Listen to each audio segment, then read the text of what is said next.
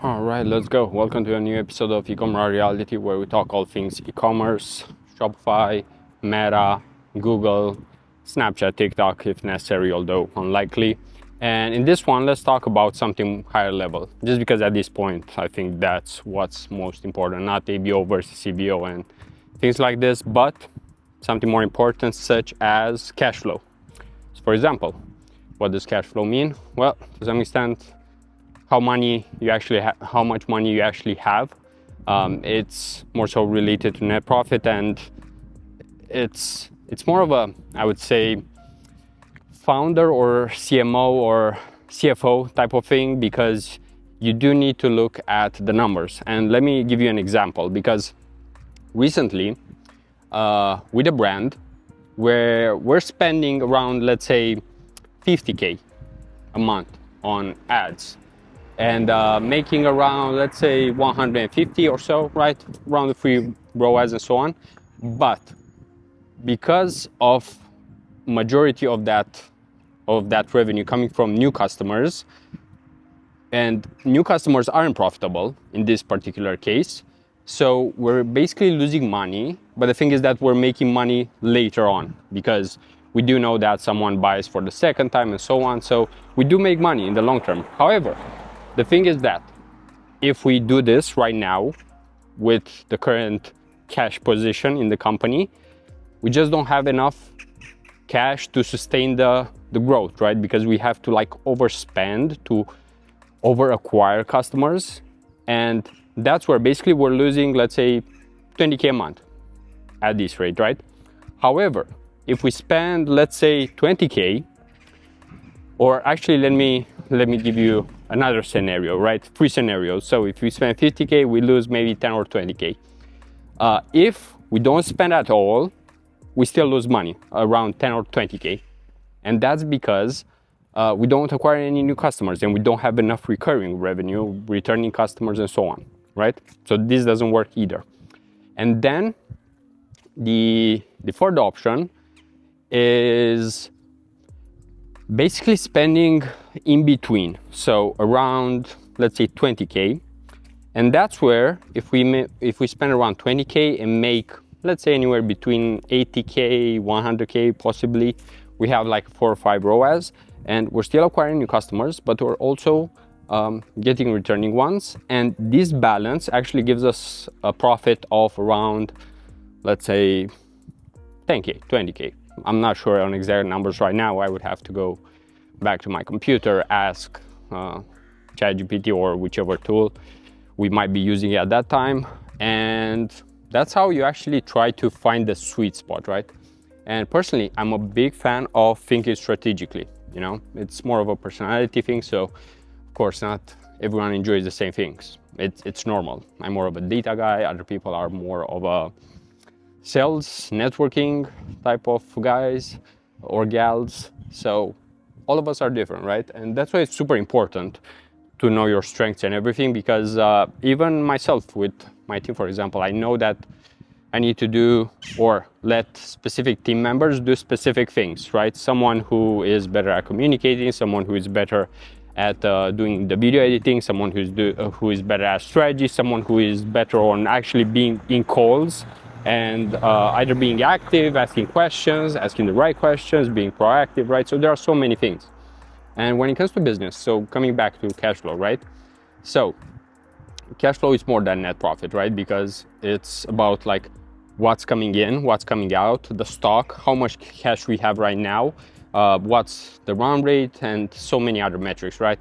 And it's not like I'm an expert at this, but to some extent you can understand just by looking at data. And also because, let's be honest, like right now I'm not speaking because I've made the spreadsheet and done all the calculations myself. No, I've actually used AI well enough to create different scenarios for different levels of spend, different levels of revenue. So this is basically to some extent just like saying, if I work 40 hours a week, right? What's the likelihood of doing this? If I work 60 hours a week, what's the likelihood of doing that?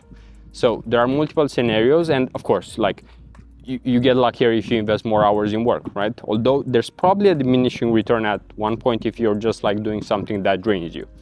So it's similar in business. Like you need to look at your numbers and know exactly, all right, so if I'm losing money on new customers, which is actually very likely nowadays for many brands, because if you want to grow, you don't really give a F about like CAC, meaning that you don't try to be profitable on that first spend. You know, that's why so many brands make loans, do stuff like that and so on, right? So, and this is why, for example, I work with some brands for like 2 years, 24 months or so. I mean, I haven't really looked for clients longer than that. So that's why I don't have any that's like 10 years old or anything like that. Although I do work currently with someone who I worked with like 4 years ago or so as well. So relationships are very long when you're doing a good job,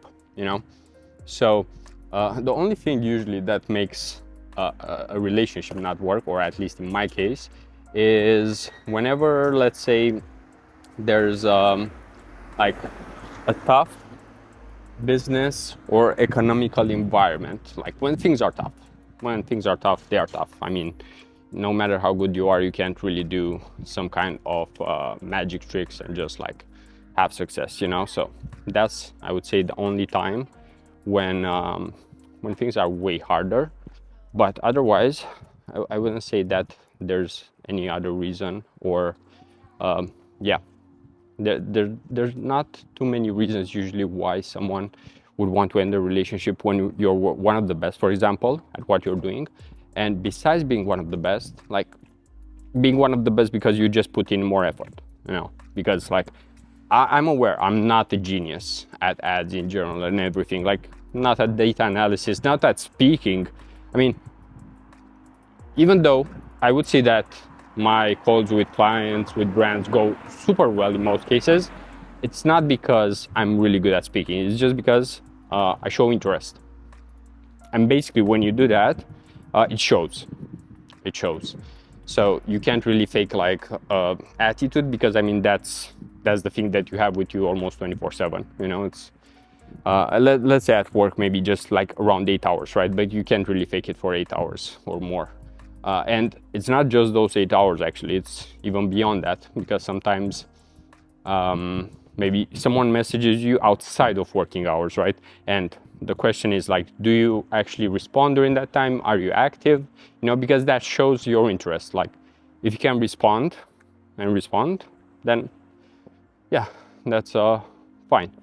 But if not, and you could have, then that's where you should ask even yourself, like, why didn't I answer even though I could have helped? Scenarios like this exist. But coming back to cash flow, right? We're going on tangent here. But speaking about cash flow, this is definitely something that you should be doing as even like a media buyer, a CMO, as like most roles. I mean, probably not as the craziest strategist, but I mean, if you know these things, you can definitely help more. If you know these things, you can help your partners, your brands. Everything gets better when you just have more knowledge and more data points, especially if you don't overthink it, meaning that you actually use that data knowledge and then apply it, because that's one of the most important and rare things nowadays. Actually putting in the time and effort, and not necessarily trying to do things faster all the time, because like some things take time. You just need to be aware of it. Like it takes time. Of course, if I spend more time on an ad account, on data analysis and so on, things will go better. If you look more thoroughly through your cash flow, of course things are likely to get better, right? So that's why I would definitely try to look as much as possible into the data that you have, and also make sure that you ask ChatGPT, all right, export all of your P&L, whatever you do to track your metrics.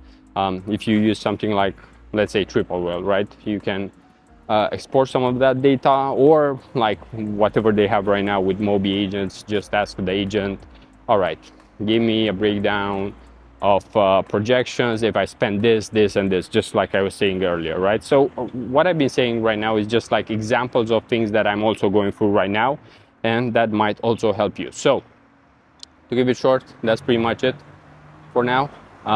If you liked it, as always, you can leave a like, comment, and until next time, peace out.